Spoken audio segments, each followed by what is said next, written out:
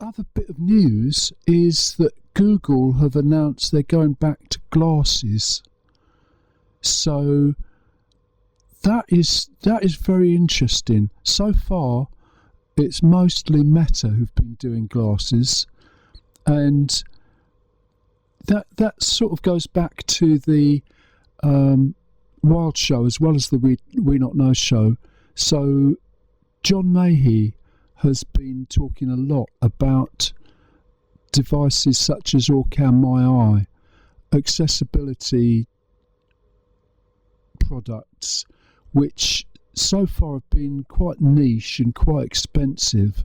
So he hasn't actually bought an Orcam My Eye. It's a few thousands of pounds, but it's a useful device. It sort of clips onto the side of your glasses, and then it talks to you. So it will read text and translate it into voice.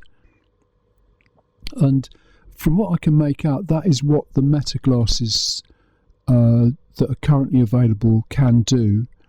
Or they can put text in front of your eyes, I think, onto a sort of screen. But that's not what would make sense to John or anyone with a visual issue.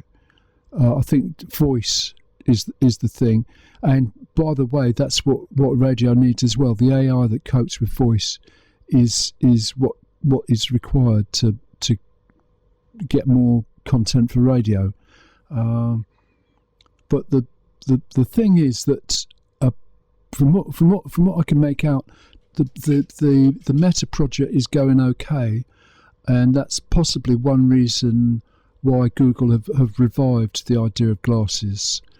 And whether they've got enough functionality built in that they're going to be useful for accessibility issues, I don't know, but it's worth checking it out. They certainly were mentioned on In Touch, the BBC show, as one of the things people are looking at or checking out. So that's all quite interesting, and it also relates to the chatbots I've been talking to, and I'll say some more about this about 9:30 sort of time. I'm talking to two Meta AI sources that I've helped to create, but they have got their own. I think they've got to the point where they've got their own ideas, or they're surprising me anyway. So there's a curator of the Museum for Learning from Home. Sorry, you home is a base for moving about. It's like working from home, but it's learning from home.